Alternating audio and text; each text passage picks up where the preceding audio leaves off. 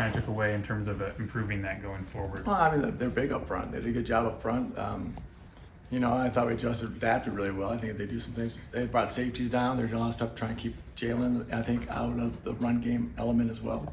They did a good job, and I thought we adapted really well. And so if you're going to do that, then we're going to throw the ball. So I think that's how it kind of works. I think the good thing is being able to get something not going as well as you hoped it does, and not worry and panic about it, and just go, okay, that's fine.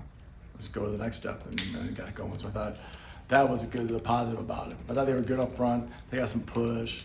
I look back, and whenever something doesn't go up, like, I probably could have called some things better. Obviously, I always feel that way. It's easy to say, oh, this kid. I go, well, I might look myself and go, well, yeah, maybe we could have called this run play instead of that run play. The tough thing was the second quarter, we got like we fumbled, like we had like one possession until the end of the half, like that, so it was like 4 plays. So the game got strong. So once you start minimizing play numbers, now you're like, hey, and then we came back the second half, and I thought, well, here we go. We're going to go with what was going to get us down the field. But that's what I was looking for. So a good job is keep improving on it, keep working on it, figure it out. You talked a little bit about the game flow there. I think Missouri had 46 plays in like a 50-play stretch. How does that impact you as a game caller I get bored. I'm tired up there. He's doing nothing. I'm like, geez Louise. No, it doesn't. It makes you. It's like it felt for how to say it. We played Army before in different spots by the Buffalo. So sometimes you get those. You can't concern yourself with it. The worst thing you do is try to rush once you get the ball back. Everybody tries to kill it. Like, well, it might happen. It might be an 18-play drive. It might be a 3-play drive. So that's why I thought I don't change. I'm like, okay. The thing is, you look at your play sheet, you're like, hell, there's a lot of plays still left because you haven't called many. So I think that was a good part. Going at halftime, we hadn't gotten much yards. We scored points. I'm like, gosh, there's a lot of things that we felt really good about.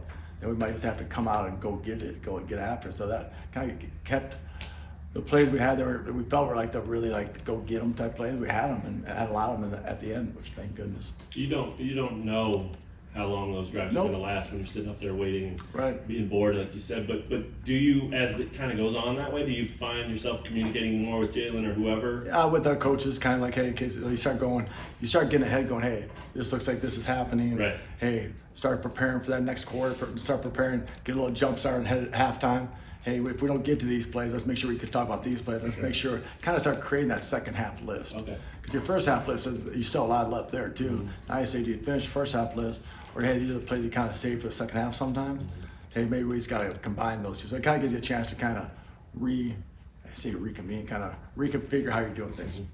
Jim, what do you see from West Virginia on film, and what do they try to do? Really, they play hard. They it's a great job of them. They've lost Ohio U, who's really good because they play Ohio State really well.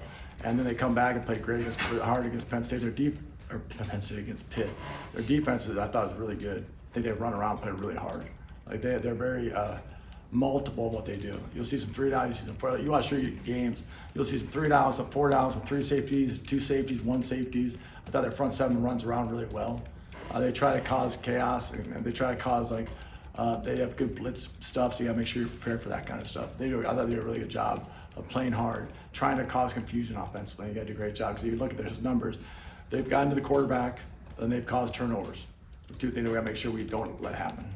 Through 3 games, what have you liked or disliked about the offensive line? The offensive line? Yeah. The most is like there's guys that are playing, like the guys that are going there are playing well too. We got good depth. I thought the guys that are the guys that come in and roll a little bit have done really well, and there you keep getting better. So that gives them more chance to get more reps. We're healthy, thank goodness, which is good. And I think there's a cohesive unit. I think the good thing is that they didn't get frazzled about that game. All of a sudden, hey, okay. And then they started doing a great job with pass pro against a group of guys that was really hard to pass pro against. I thought the Missouri D-line was outstanding. And trying to hold those guys off the end-wise was pretty darn good by those guys. So I was really impressed by them staying together and how hard they're playing. I'm excited about that group, I really am.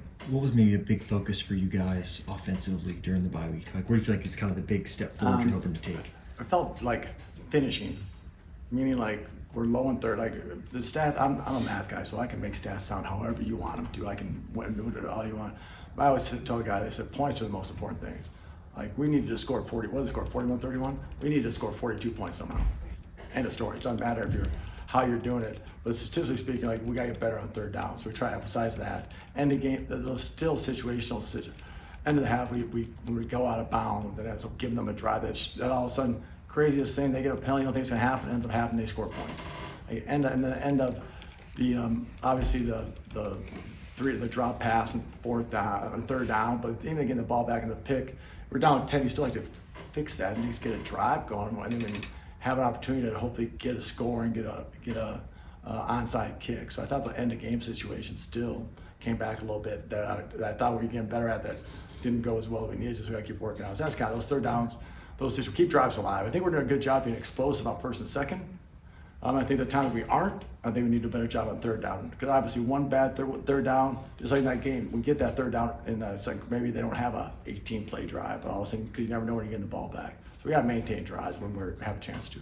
In those situations like third down, for example, what are those factors that you guys Combination. You look at it, because all of a sudden, I'm going to go number one, play call. Because it's easy for me to say, this kid is, hey, I'll take it all. I'm like, hey, I can look back and go, dang it. I don't care if a kid drops the ball or it's a poor throw. I'm like, I always look at myself, so I'll take that and go, okay, what could we have done differently? You know, and then go back and say, okay, is it schematically or is it personnel-wise or just, like you said, a poor throw, and those kind of things kind of accumulate what's happening. Third down and short, you know, what do we need to do to get that, get a little better there and so on. So I think that's a part of just kind of looking through all those things. And I never say like, it's just, I will always say like, it's easy for me to so do it. I'm like, gosh, could have called that. But also do what we're doing. I think we're doing stuff really well. We just got to fin it. We got to execute it better. Lance talked about winning the battle of the trenches and kind of establishing the run game. When, you know, the offensive line is struggling to kind of make the holes and win that battle, what can you do to kind of mitigate that? Like, is there anything you do to kind of... No, you keep working. You keep looking and say, okay, do we run more gap schemes or tight zone or wide zone? You kind of mix and say, okay, what could we have done different? Do we do this and that? You always have a whole collage of play things you can look at and go, okay, this and that. You look at personnel, we're good there. All right, maybe we're more wide zone. Or sometimes just one thing. It's weird thing. It's like third downs. It's like, think about this. Third downs, you're 3 for 10, that's 30%. If you get 2 more, you're 50% all of a sudden you become one of the top teams in the country. So it's like a run game. All of a sudden, you might hand it off and you go, oh, shoot, 2nd and 9. So maybe you have to throw it out. Maybe you get a 20-yard gain. Maybe we go tempo and we get RPO throw. So it's like sometimes maybe the rhythm of it sometimes doesn't. Sometimes just that play or two get that drive. You know what I'm saying? Because we've been more. I don't know statistically. I guess they've been more explosive. They've been more explosive type plays, which kind of make it sometimes. And maybe we're not doing the early down runs as much as sometimes become RPO type throws. So kind of balancing that all out. Good question. So because y'all want to go. Ooh. So I was like, I said, sit out with Daryl, Jerry, I'll go, hey, what else can we keep doing? What can we add to this? And keep it, hope the guys are all healthy and give them a chance to go because they got good. And then Jalen's done a good job running for the most part too. Go ahead. Deshaun Hanukkah kind of emerged as like a safety net for Jalen in that Mizzou game. What have you seen out of him? Is that kind of a role that you see him fitting in? He looked really healthy. Like sometimes you see him, I had some, he's been, I said early on, even during camp, sometimes I felt like he was kind of limping, wasn't like there's something, you know, leg or one knee or whatever. He just looked, the last guy, all of a sudden it's like whatever happened, like he was bouncing around and running around and it just carried on to the game. So I'm just so happy that I think he feels really good. And he feels healthy and he's making plays and he's an athletic kid now. Really good at ball skills that you can tell him those good. That was kind of emerged. I think it's just him being healthy. And then obviously you start making some plays, what happens? Your confidence goes through the roof. You're like, hey, give me the ball. I'm the guy now. So that's kind of neat. So I think it's a big thing. It's just, I feel like he's feels healthy, feels good. Rinkwitz mentioned the 2 deep balls that you guys missed to Emmanuel Henderson sort of pulled them into zone basically. How have you seen Henderson's speed maybe impact the way the defenses are able to play you guys? I think, just like you said, I think that those kind of moments, like make them go. Like I think whether you want to hit it, obviously, like you're like, luckily I think we still score on that drive. I think we had a couple, whatever. But like, what happens is people still, whether you miss it or hit it, they still saw what happened. They're like, ooh.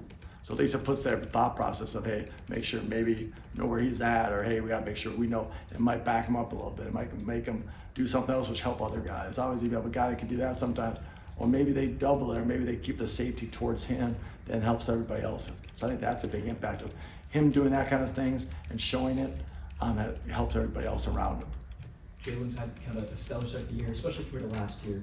What do you see differently from him on the field? I think overall, his confidence. I think he's not been confident. I know it's a double negative, so I apologize for that. But it's just, it feels like you feel like the way he's walking around. He didn't have that fumble.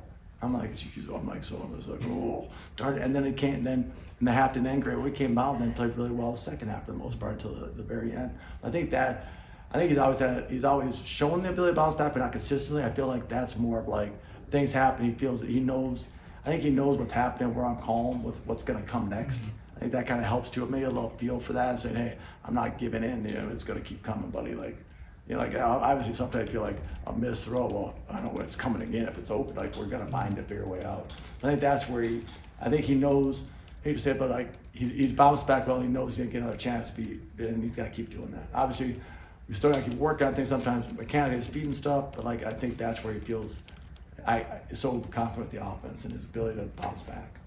Yeah, and obviously you coached him for a while. Yeah. Have you seen that growth in Coach him bounce back forever, it from- feels like. Yeah, I'm not just saying he's Yeah. a lead. I'm going 6 Have you years, seen that 5 years. ability, his ability to kind of bounce back, improve over the years? I especially have. from last year to I this have. year? And it's been, I think it was so, I told you guys this start of this season, I felt like, if you look back, I felt like you had maybe pressed a lot last year, at least early, for a multitude of reasons. I know, like, wanting to get the ball to those 3 older receivers who are great dudes, and things weren't going great, so I think he put a lot of pressure on himself going, how much he loves this place and loves his school, you know, so I think that's where you kind of see the difference of, it's like, hey,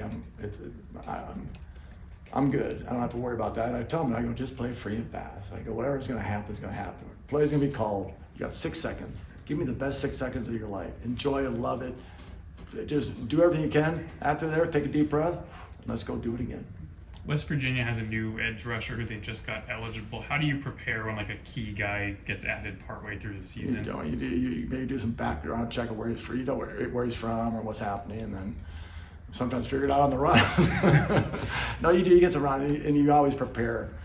You hear about it, like, hey, great, kind of locks you back in. Do some recon, work on him, to see where he's from, and get some. If you have anything you can do to find out different things you've seen from him, that's all you can do, because you don't know what kind of shape he's in and whatnot, but you just prepare for it. Go. It's like an injured guy. You kind of get all you can do background check on him and go, oh yeah, okay, good speed edge. Go, okay, great, and let's figure that out. Bryson missed a good, Canty that is, missed a good chunk of camp with an injury. Having a bye week almost a month now, practice, do you feel like he's starting to show some things where he can I see a do. little more? I do. And everyone goes different levels. Like this is a great time for him. You start, you had a big couple of catches in the Wagner game, so you kind of said, okay, got a good feel for it. Didn't have as many in the Mizzou game, and then you got this week to kind of, okay, hey, this is your chance to really get a lot of reps of practice. Guys like that, I think it helps these bye weeks so much, because you can really and you got all the time, you're not preparing necessarily like you are game week. You're still preparing, obviously, for West Virginia, but not in that same mode. So you got more time to work with him. So I think that helped him a ton. So hopefully it'll pay off. Anyone else for Coach Z? All right, thanks.